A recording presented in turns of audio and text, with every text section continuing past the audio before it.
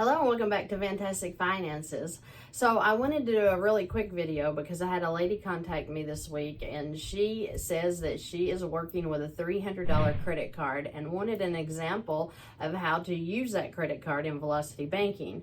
So for you guys out there that are starting out like I did, where you just have a minimal credit card to use, let's go over that, how you would use that. Now I will say I had another lady contact me that started with the $300 credit card.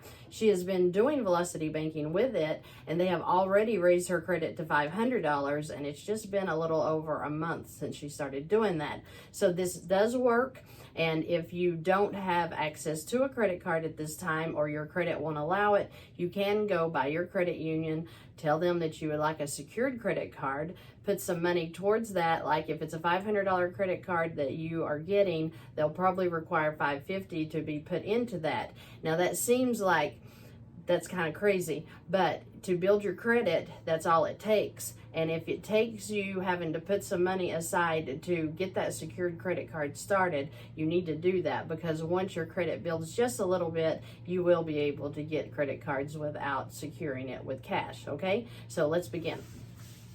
So for example, if you're going to buy groceries, you're going to pay for your phones, your electric, your alarm if you have it, your car insurance. You have to pay these items anyway, right? You're going to use the money anyway. You're going to pay. So it's like, why not use your credit card to do it? And I don't know why that's so hard for people to understand. You are going to be using it anyway. You are going to be buying it anyway. You're going to be needing groceries and food anyway. Use your credit card and just put your income back in that. So that's basically all that we're going through today. So if you have a $300 credit card, let's say that your $300 credit card is to the limit.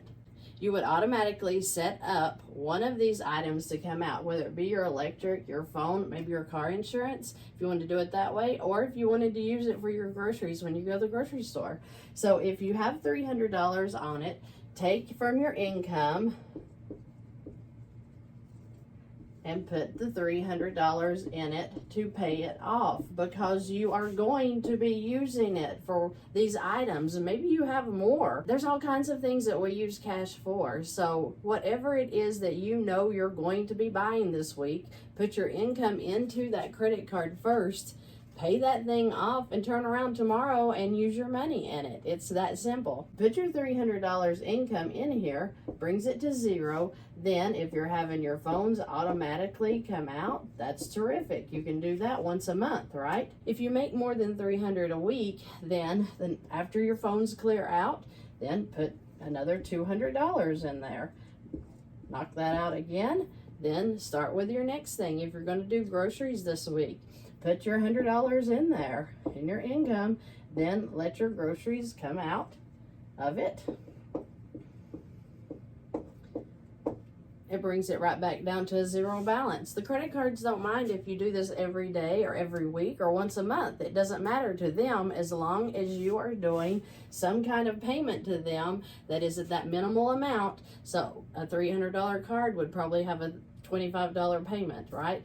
So as long as that $25 payment is put in there, they don't care if you pay it off every other day. As long as you're using it and you're paying them, that's all they care about. But this is an excellent way. In and out is all you're doing. And like I said, you can do it once a week, once a month, once a day. They don't care. Just keep money rolling and revolving. That's why it's called a revolving account.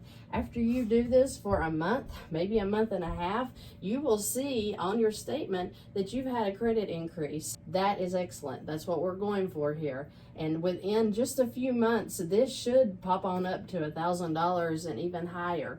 You just have to put your money in, your expenses out, and you will see that it increases your credit score, which ultimately increases the credit limits that these cards are giving you, which ultimately will help you pay off your debt.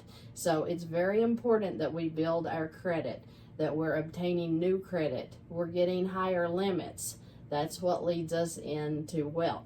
So I hope that this little short video gives you an idea of what I'm talking about when I'm saying you can do Velocity with any amount of card. It doesn't have to be a $10,000 card. You can start out just like this, working to build your credit up.